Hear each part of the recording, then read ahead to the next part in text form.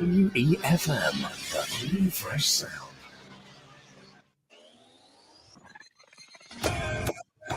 Rise and shine. Let's get ready to take on the day.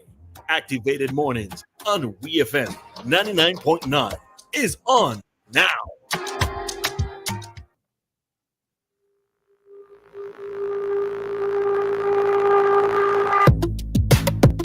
Welcome back, Saints. Welcome back, St. Vincent and the Grenadines. The time is now 7:45, and you're listening to Ari and Christal, and we are Activated Mornings this morning. So, as if you're living between Argyle and Bookament, or that is part of your daily commute, you would realize that over the past, I would say, days, not weeks yet. Has it been weeks yet? I think probably just over a week. Yeah, just maybe roughly over a week. You've seen some improvements as it relates to road cleanliness. The sides of the roads are trimmed. If there's overhanging trees, those have been cut down. The potholes have been filled. And the argument or the discussion being had is, how is it that the government says that they don't have any money, but all of a sudden they find the money to make all of these preparations? And what people are saying is that it is for the CELAC conference that is to happen next Thursday or Friday, right? Thursday and Friday, 2 days. Yeah, Thursday and Friday. Go ahead. I thought you were pausing. Yeah, go ahead. When you mentioned overhanging trees, I just had an aha moment because I have noticed on certain roads, but there's secondary roads, that the trees that would normally kind of hit the wires, they've been cut, and plus some. I'm like, oh, that's part of that. And I was wondering who's cutting all these trees. Even at the side of the road coming down to Villa, passing Villa after the gym, going around, to Indian Big Gap, they cut those as well. I'm like, praise the Lord. Place like real nice. A little too breezy, but it's actually a collaboration between Bragsa and I think Roads and Parks. It's Bragsa, National Rivers, Beaches, Parks. It's Bragsa and somebody collaborating to for this cleanup. At the end of the day, is the government, right? Yeah, it's still the government. I saw the Bragsa truck. I'm like, oh, Bragsa cleaning up. That's nice. Mm-hmm. But it just clicked. Like, it's not a customary thing for so many overhanging trees to be cut at the same time. It's not. It is not. No, the irony of it all is Minister of Finance Camilo Gonsalves is saying that the road repairs are not for the benefit of the CELAC summit. According to Eyewitness News, Minister of Finance Camilo Gonsalves says that the road repairs being done across the country is not for the benefit of people arriving for the summit of the Community of Latin American and Caribbean States, CELAC. He told Parliament on Thursday that each year's budget contains money for road repairs and that there are additional resources for road repairs around St. Vincent and the Grenadines this year. He said it is inappropriate to suggest that those form part of the CELAC bill any more than the road being repaired in Calico form part of the CELAC bill, or the roads being repaired in Fairhall form part of the CELAC bill, or the roads being repaired in the Marico Valley form part of the CELAC bill. So I think that it would be disingenuous to suggest that this is for the CELAC benefit, he told Parliament. I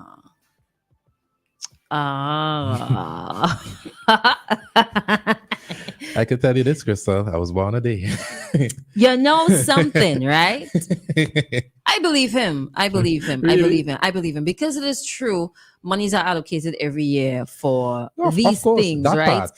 Every year, roads are being let me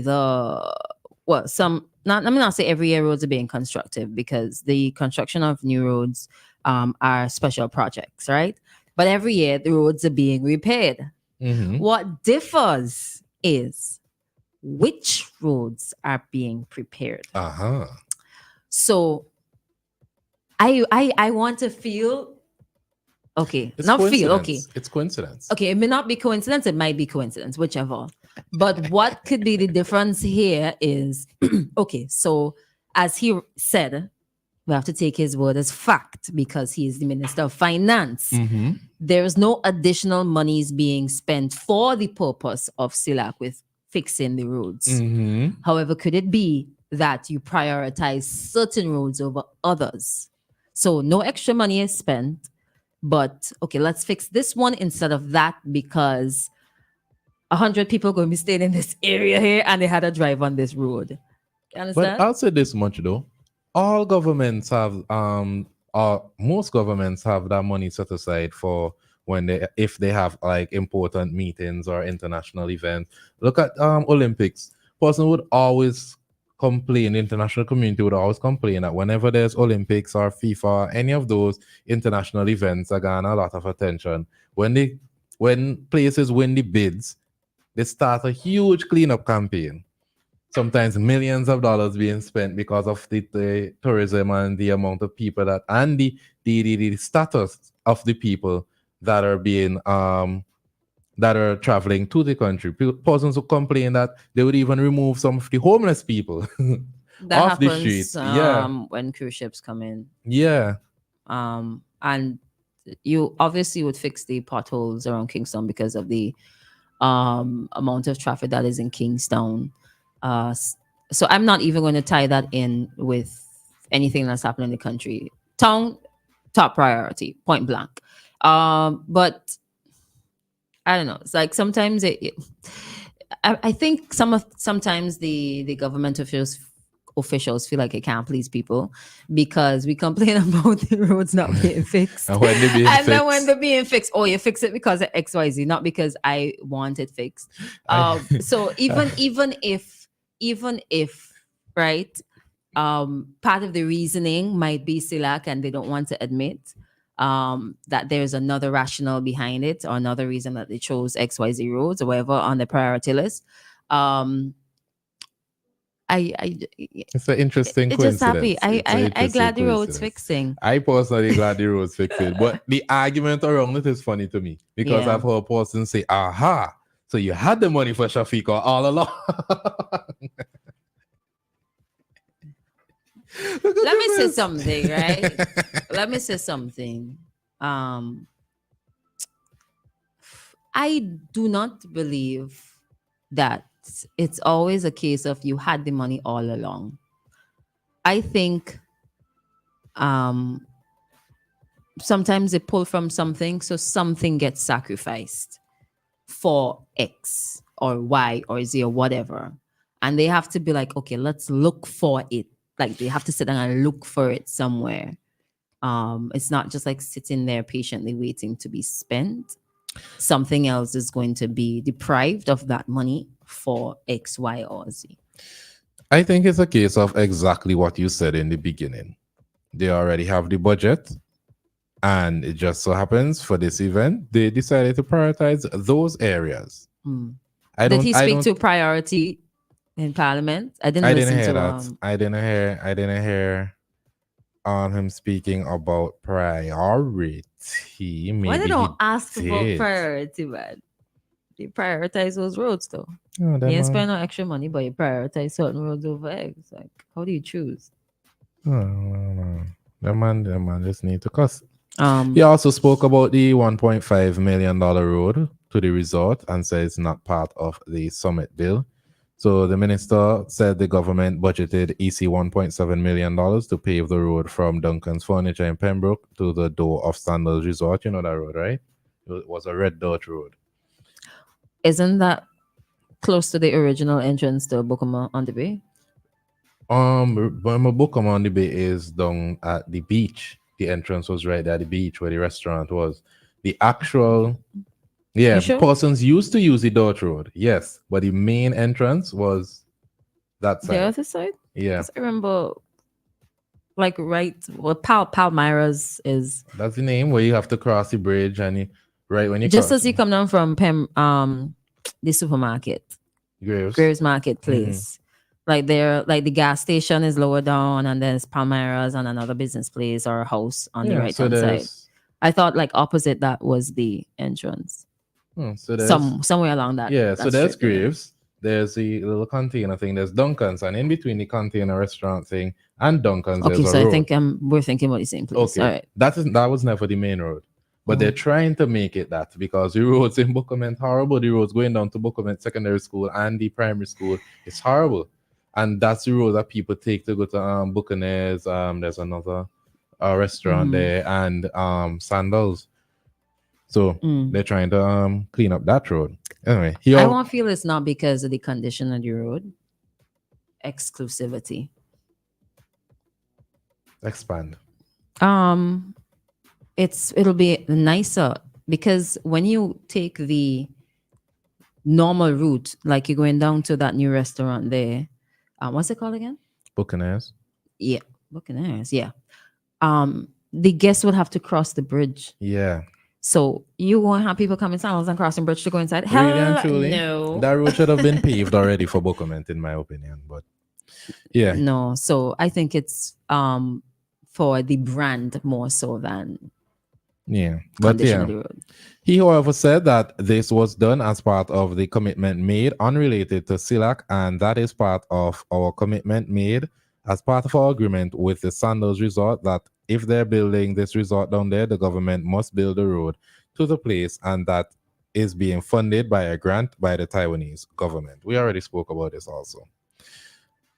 But what was also interesting is that he pointed out that CELAC does not lend money. And he said that in a response to Senator Sinclair Leacock, opposition MP, Sinclair Leacock, who asked about the benefit of CELAC to SVG and the cost of hosting the summit. So Leacock asked Gonsalves about the quantum of investment of CELAC as a body in SVG, or if by country, the breakout. He told the finance minister that if CELAC invests in SVG, he should say whether the monies are deposited into the consolidated fund or some other designated fund, the cost to the people of SVG for hosting the CELAC summit, and if there is a cost, whether it is being paid for by way of special warrant. Gonsalves told Parliament that CELAC is an intergovernmental mechanism or dialogue and political consultation, noting that the constituent populations collectively comprises of over 650 million people. The CELAC plays a valuable role in promoting unity, cooperation, and development among the member countries in Latin America and the Caribbean. It contributes to advancing regional integration by fostering cooperation in areas such as trade and investment, infrastructure, development, and energy, with a view to advancing economic growth and development across the region, he said. He further said the bloc is well known for his promotion of South-to-South cooperation and solidarity among developing countries. That CELAC facilitates exchanges of knowledge and expertise in areas such as agriculture, health, education, and technology transfer, with the aim of supporting sustainable development and poverty reduction. But he says CELAC is primarily a political and diplomatic forum. It is not a development bank or a multilateral lender. He said while CELAC member countries may engage in bilateral or multilateral investment agreements and projects with each other, mainly through diplomatic channels facilitated by CELAC, CELAC itself does not lend or grant money to governments and has not loaned or granted money to SVG. What are your thoughts? My mind is stuck on these special warrants, but I think there's something I need to clarify with that. Because it states, and correct me if I'm understanding it wrong, it states that if you have to spend additional monies, and he's talked about the Consolidarity Fund too. If you have to spend additional monies that's outside of the budget, he's asking if it was special warrants. But special warrants have to go to Parliament first before they could actually spend the money? I'd like to believe there's so. a process. There is a process. Like, I think that's what it is.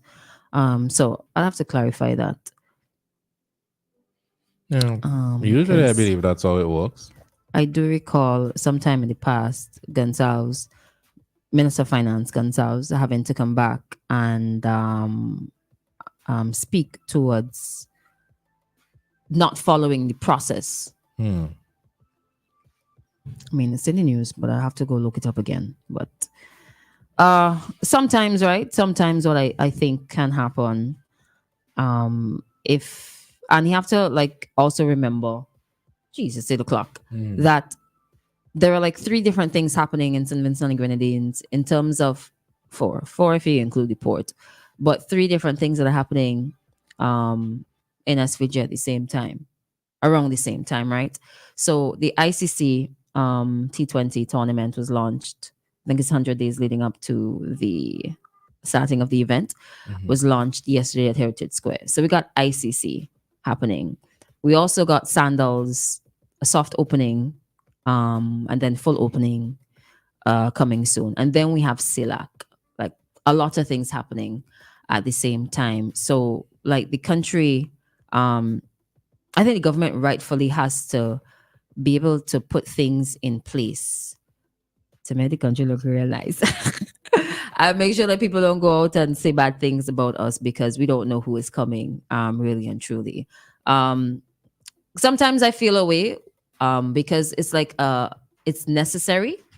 Yeah, I do feel like it's necessary. It's necessary, but it's to me it's like slightly sad because we live here all the time. We experience these circumstances all the time. It'll be wonderful if some of the things that you see extra happening could happen all the time. But I guess they're also looking at brand St. Vincent and the Grenadines, 1, and 2, the return on the investment. And other areas are priority and all these little things. I'm just so glad it's not me running government right now. Yeah, but I think really and truly, it's easy for people to be informed, and misled. But I don't see how the roads been cleaned up for whatever reason to be a problem. I don't see how Maybe it's the argument could extent form of the cleanup of the roads. That's why I say, right? If you do something consistently, like I've said this many times, the road cleaning project that they have twice a year that employs a certain number of people and they get 7 days work twice a year. If we could spread that out across over the entire year, I feel like it'll be more beneficial to the upkeep of the country, one, because grass don't grow in August and December alone. Some people would have an actual job consistently and not have to be like, let me get up off my couch because I work in whole year and go and do the road cleaning. Right. I think it'll be more beneficial. Let's take a quick call. Call out. Let's keep it on the minute. So, yeah. Hello, good morning. Oops. Good morning, Christal and Ari. Good morning. Yes. Not jiffing you all for what you all are saying. It's just give me a second, please. I mean, I just want to send out a condolences to the DJ fraternity. Oh yeah. Losing a DJ this morning. The pastor and his DJ convict. I don't know if you all know they did get in an accident with the bike last week. Heard about that. Are you related to him in any way? No, but I listened to play on radio, many radio stations he walk on. Mm-hmm.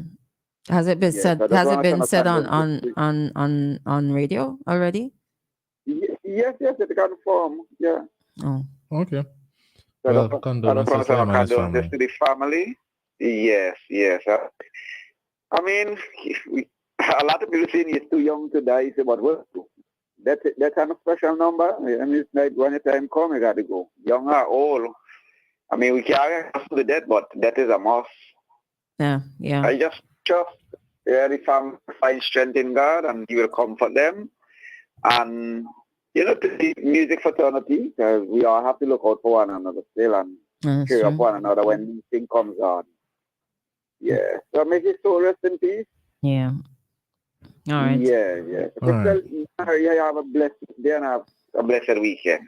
Same to you. Thanks. All right. The time is now 8:04, soon to be